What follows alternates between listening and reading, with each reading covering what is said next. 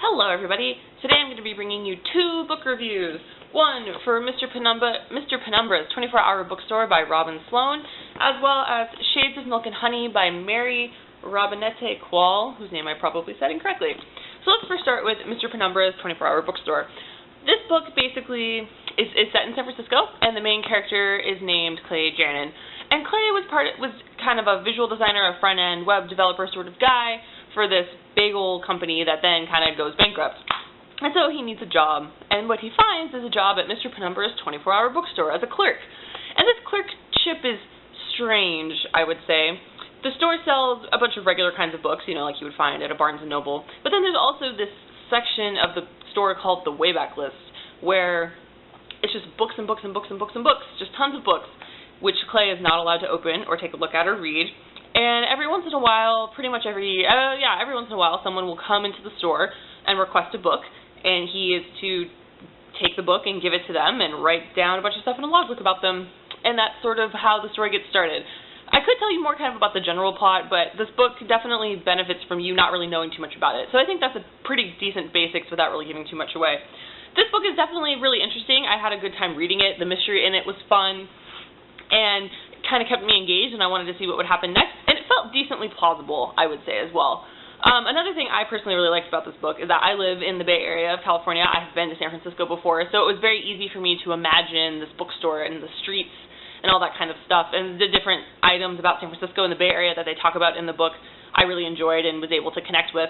There were certain components, I will say, that she or he didn't get correct, and so that took me out of it just a little bit, but for the most part it was pretty accurate, and so that I enjoyed the book a lot more because of that. I also really liked the reader for this book, who was Ari Salakos, I think is his name. He had a really good voice for the character of Clay and just the general plot of the story. I think that he did a nice job, and his voice was really calming and nice to listen to, and the audio quality production on this was also really good. You couldn't tell if there were any strange, re-recorded lines or anything like that. It was very smooth and nice. I think the only issue I really had with this book is that as the book continued, certain parts of it got a little bit ridiculous for me, and I was kind of like, as much as this is plausible, this is also kind of ludicrous and wouldn't really happen. I ended up giving Mr. Penumbra's 24-Hour Bookstore 3.5, 4 stars out of 5 on Goodreads. I think this is definitely a super interesting book. I really like the cover a lot, and I had fun reading it because it was set in a place that I know and I'm familiar with, so that was a nice touch to it.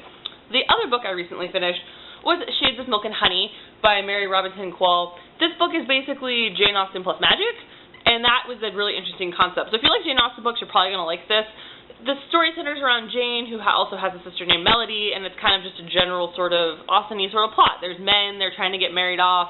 The only addition is that Jane can do this thing called glamour, which is kind of like a little bit of magic. Something that bothered me about this was that the glamour is just introduced into the story. It's not really described very much in how it works. It's not even really given much of an introduction. I'm pretty sure the sentence that introduces it is just like, then Jane pulled the folds from the ether and created the glamour. And it's kind of like, I don't know, what is that even supposed to mean? As you read the book more and more, you kind of get a little more hints about what the glamour can do, but you don't get any sort of description of the magic, the rules, or how it works. And as someone who's read a lot of fantasy books, that was kind of frustrating. It's like, I want to know more about the magic. But at the same time, it was nice that there wasn't pages and pages of rules and descriptions. Yes, it's a very contradictory sort of opinion about it. But I wish there had been a bit more, but it was nice that it was kind of just integrated into the book. The other thing that was rough about this book was that the end of it gets a little bit ridiculous. Just a little bit. It kind of gets, the drama gets kicked up a notch, where I feel like Austen would have plateaued at a certain point. Quall just takes it, to a whole nother level, to a point where you kind of are like, this is silly.